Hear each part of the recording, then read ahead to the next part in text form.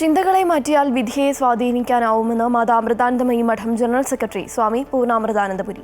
അമൃത വിശ്വവിദ്യാപീഠം കൊച്ചി ക്യാമ്പസിൽ സംഘടിപ്പിച്ച രാമായണ മാസാചരണം പരിപാടിയിൽ അനുഗ്രഹ പ്രഭാഷണം നടത്തുകയായിരുന്നു അദ്ദേഹം.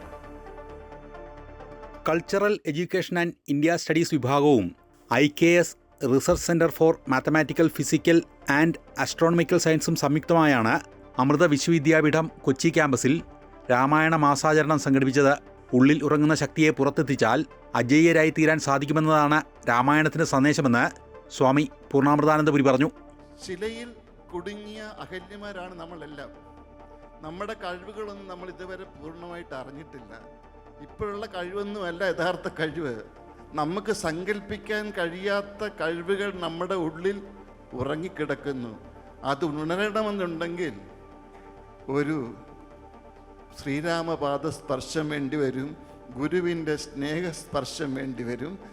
ശരീരമാകുന്ന ഈ ചുതൽപ്പുറ്റിൽ കുടുങ്ങിയ രത്നാകരന്മാരാണ് നമ്മളെല്ലാവരും. വാൽമീകിയാണ് ഉള്ളിലുള്ളത്.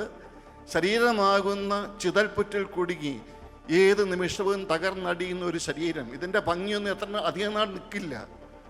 ഏത് നിമിഷവും തകരാറിലാകാവുന്ന ഒരു ഉപകരണം വെച്ചിട്ടാണ് അഹങ്കരിക്കുന്നത് മനുഷ്യൻ.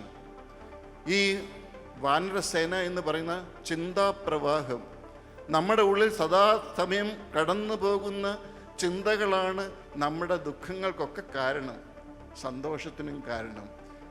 ഒരിക്കലും അടങ്ങിയിരിക്കാത്ത മനസ്സാണെങ്കിൽ നമ്മുടെ ശക്തി ക്ഷയിച്ചുകൊണ്ടേയിരിക്കും. ഇതിനെ പരിശീലിപ്പിക്കണം.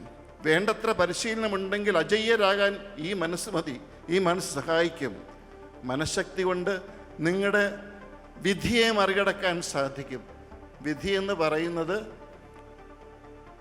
ഇപ്പോഴത്തെ പ്രവൃത്തികളുടെ ഫലമാണെങ്കിൽ, ഇപ്പോഴത്തെ പ്രവൃത്തി എന്ന് പറയുന്നത് ചിന്തകളുടെ ഫലമാണെങ്കിൽ, ചിന്തകളെ മാറ്റിയാൽ വിധിയെ മാറ്റാം.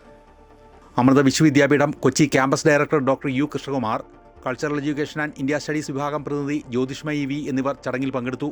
കുടുംബം, സമൂഹം, വിദ്യാഭ്യാസം തുടങ്ങിയതുമായി ബന്ധപ്പെട്ട മൂല്യങ്ങളെക്കുറിച്ചുള്ള ചർച്ചകൾ രാമായണം അടിസ്ഥാനമാക്കി സംവാദവും 2 ദിവസത്തെ പരിപാടിയിൽ ഉൾപ്പെടുത്തിയിട്ടുണ്ട്. അമൃത ന്യൂസ്, കൊച്ചി.